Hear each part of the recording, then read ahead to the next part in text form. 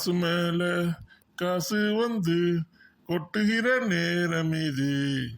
காசு கருவ ராசலட்சுமி கட்டி பிடிக்கிற வேலை இது. அம்மா சிவானி அப்பா எல்லாரும் வாங்க, எனக்கு சேலரி வந்துருச்சு. பிரகாஷ் வா வா வா, உன்னதான் எதிர்பார்த்துட்டு இருந்தேன். இன்னைக்கு நிறைய பட்ஜெட் போட்டு வச்சிருக்கேன்டா, எல்லாத்துக்கும் கொடுத்துட்டேன்னா. ஆமாம் ஆமாம், அத்தை மட்டும்தான் பட்ஜெட் போட்டு வச்சுருப்பாங்க. நாங்கள்லாம் என்ன தக்காளி தொக்கா?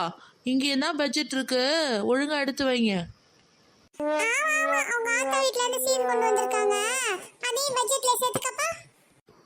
கிழவி என்ன பேச்சு பேசு பத்தியா? சரி சரி, எல்லாம் சண்டை போட்டுக்காதீங்க. யார் யாருக்கு என்னென்ன பட்ஜெட்னு கரெக்டாக சொல்லுங்க, பிரிச்சு கொடுத்துட்றேன். நானே பிரகாஷ் அப்பாவுக்கு டாக்டர்கிட்ட போய் காட்டணும்ப்பா, அதுக்கு தனியாக ஒரு 10,000 கொடுத்துரு. அப்புறம் பிரகாஷ் இந்த மாசம் குடும்ப செலவு கொஞ்சம் அதிகமா போயிடுச்சு. வழக்கமா நீ 15,000 கொடுப்பேன், கொஞ்சம் எக்ஸ்ட்ரா 5,000 கொடுத்துறேன். பட்ஜெட் கொஞ்சம் இடிக்கிற மாதிரி இருக்கு. எதுக்குமா 5,000 எக்ஸ்ட்ரா? அட டிக்டாக் வீடியோ பண்றீங்களா, அதுக்கு கொஞ்சம் ஜாமா செட் வாங்கி செலவாயிடுச்சுப்பா, வேற ஒண்ணும் இல்ல. அம்மா, நீங்க பெரிய இன்ஃப்ளூயன்சரா இருக்கலாம், அதுக்காகலாம் என்னால் தண்ட செலவு பண்ண முடியாது. அப்படி சொல்லுங்க என் ஆசை மச்சான். என்னப்பா இப்படி சொல்லிட்ட? நானும் உங்க அம்மா இன்ஸ்டா செலிபிரிட்டி தெரியும்ல. அட போங்கப்பா, இன்ஸ்டா செலிபிரிட்டினா நீங்களே உங்க செலவை பார்த்துக்கோங்க, என்னாலலாம் இதை பார்க்க முடியாதுப்பா. அண்ணா அண்ணா இங்க காலேஜ்ல டூர் கூட்டி போறாங்கண்ணா, அதுக்கு ஒரு 5,000 தந்துறேன். ஏமா, இப்பதான் அவ்வளோ ஃபீஸ் கட்டி உன காலேஜ் சேர்த்திருக்கேன், இதுல டூருக்கு வேற தனியா 5,000 கொடுக்கணுமா? இங்க பாருமா, சம்பளத்துக்கு ஏற்ற மாதிரி தான் செலவு பண்ண முடியும், உன் இஷ்டத்துக்குலாம் கொடுக்க முடியாது. நீயே வச்சுக்கோ, எனக்கு ஒன்றும் தேவையில்லை.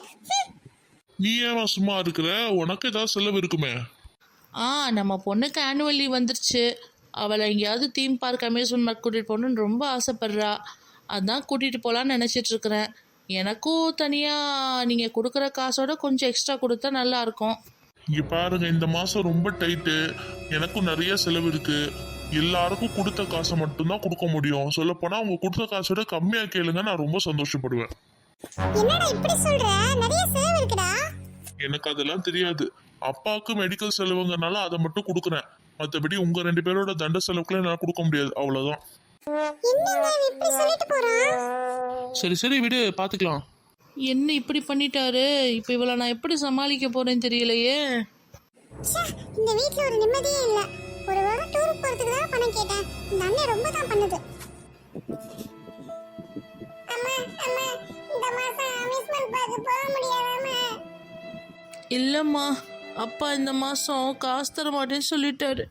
அம்மா அம்மா, என் ஃப்ரெண்ட்ஸ்லாம் ஸ்கூல் ஓபன் பண்ண உடனே கதை கதையா சொல்லுவாங்க, எனக்கு மட்டும் சொல்ல கதை இருக்காதம்மா, என்னை கூட்டிட்டு போக சொல்லுமா பட சொல்லி, ப்ளீஸ்மா. இங்கே பாரு செல்லம், இதெல்லாம் நீ பெருசாக எடுத்துக்காத சரியா? நம்ம அடுத்த வருஷம் பார்க்கலாம் என்னம்மா? குழந்தை ரொம்ப கஷ்டப்படுறாளே, நம்ம ரொம்ப கடுமையாக தான் நடந்துக்கிட்டோமோ. இப்போ எதுக்குமா இப்படி ஃபீல் பண்ணிக்கிட்டு இருக்கிற? நம்ம பார்த்துக்கலான்னு நான் தான் சொல்கிறேன்ல. அட போங்கங்க, இஎம்ஐ காரே வந்து நிப்பான். என்னதான் பண்ண போறேன்னா எனக்கு தெரியல. இவன் திடீர்னு இப்படி ஏதாவது பேசிட்டு இருக்கான். அன்னைக்கு நேத்து சூப்பர் மார்க்கெட்ல கூட ஒரு ஜாமான வாங்க விடல. இப்படியே இருந்தானா நம்ம எப்படி குடும்பம் நடத்துறது சொல்லுங்க? மா, சொல்லுப்பா, ஏதாவது காஃபி வேணுமா? சரி சரி, உடனே மூஞ்சியை தூக்கி வச்சுக்காத. இப்போ என்ன, உனக்கு எக்ஸ்ட்ரா 5,000 வேணும் அதானே? சரி, நான் கொடுக்குறேன்.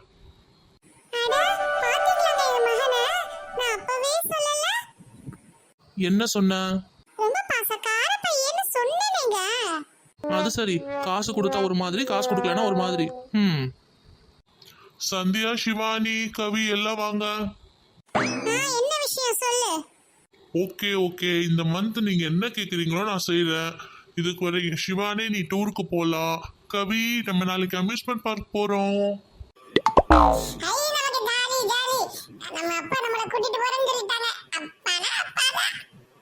என்னங்க திடீர்னு இந்த மனமாற்றம்? அப்படிதான், குடும்ப தலைவன்னா கொஞ்சம் பொறுப்புகள் இருக்கும், அதுக்காக கொஞ்சம் பேசுறது தான். அதுக்காக உங்க சந்தோஷத்தை நான் விட்டு கொடுக்க முடியாதுல்ல. அப்ப மகனே, எனக்கு இன்னொரு 5,000 கொடுத்தீனா ஒரு அழகான Dress பர்சேஸ் பண்ணுவேன்.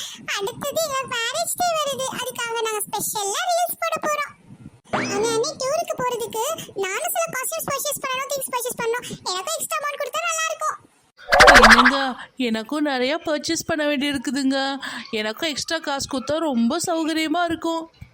நீங்கள் தானே சொன்னீங்க உங்களுக்கு குடும்ப சந்தோஷம் தான் முக்கியம்னு. இதெல்லாம் பண்ணால் நான் ரொம்ப சந்தோஷப்படுவேங்க. அடடா, கொஞ்ச நேரத்துல இந்த வீட்டுல உள்ளவங்கள சீரியஸா மாறிட்டாங்க. நான் ரொம்ப தப்பா நினைச்சிட்டேனே. இந்த வீட்டுல கடைசி வரைக்கும் யாரும் சீரியஸ் ஆகவே மாட்டாங்க போலயே. ஹ, இதுங்களை நம்பி கொஞ்ச நேரத்துல வாயை விட்டு இவ்வளவு பெரிய பிரச்சனையில மாட்டிக்கிட்டேனே.